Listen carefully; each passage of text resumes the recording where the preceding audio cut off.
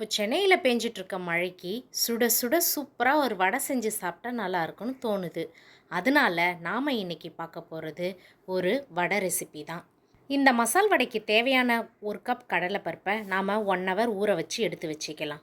இன்க்ரீடியன்ஸோட measurements எல்லாமே நான் வீடியோவில் மென்ஷன் பண்ணியிருக்கேன்.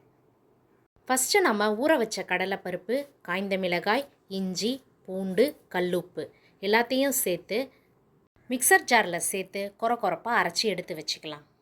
இதை ரொம்ப நைஸாக அரைச்சிடக்கூடாது. இப்போ நம்ம அரைச்சி வச்சுருக்க மாவோட மஞ்சள் தூள், சோம்புத்தூள், கருவேப்பிலை, வெங்காயம் எல்லாத்தையும் 1 பை 1 சேர்த்து நல்லா கிளறிடலாம். இந்த வடையை நாம் ஈவினிங் ஸ்நாக்ஸாகவும் சாப்பிடலாம், இல்லை லஞ்சுக்கு சைட் டிஷ்ஷாகவும் சாப்பிடலாம். இப்போ நம்ம அரைச்சி வச்சுருக்க இந்த மாவை சின்ன சின்ன உருண்டைகளாக உருட்டி குட்டி குட்டி வடைகளை தட்டி எடுத்து வச்சுக்கலாம். ரொம்ப மெல்லிசாக தட்டணும்னு தேவையில்லை. ஏன்னா மசால் வடைனாலே உள்ளே சாஃப்டாகவும் வெளியில் கிறிஸ்பியாகவும் இருக்கணும். அப்போ தான் சூப்பராக இருக்கும். இந்த பருப்பு வடைக்கு மாவு அரைக்கும் போது தண்ணியை சேர்த்து அரைக்கக்கூடாது, கொரப்பாக தான் அரைக்கணும். இந்த மாதிரி சின்ன சின்ன டிப்ஸை நம்ம ஃபாலோ பண்ணோன்னா சூப்பரான கிறிஸ்பியான வடை செய்யலாம். இப்போது நமக்கு தேவையான வடைகளை தட்டி எடுத்து வச்சுக்கலாம்.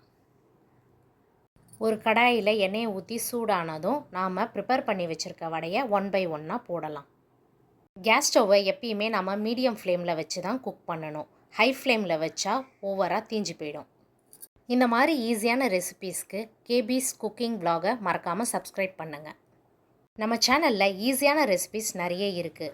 கண்டிப்பாக நீங்கள் அதையும் ஒரு வாட்டி ட்ரை பண்ணி பாருங்கள். இப்போது மசால் வடையை 2 பக்கமும் திருப்பி போட்டு கோல்டன் ப்ரௌன் ஆனதும் எடுக்கலாம்.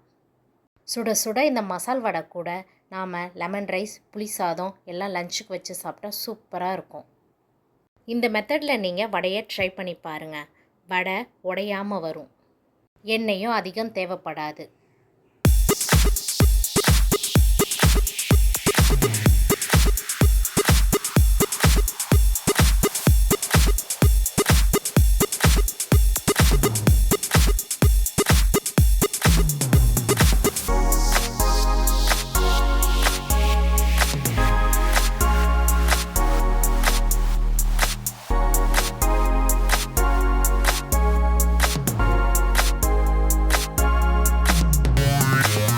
சூப்பரான வடை தயாராகிடுச்சு.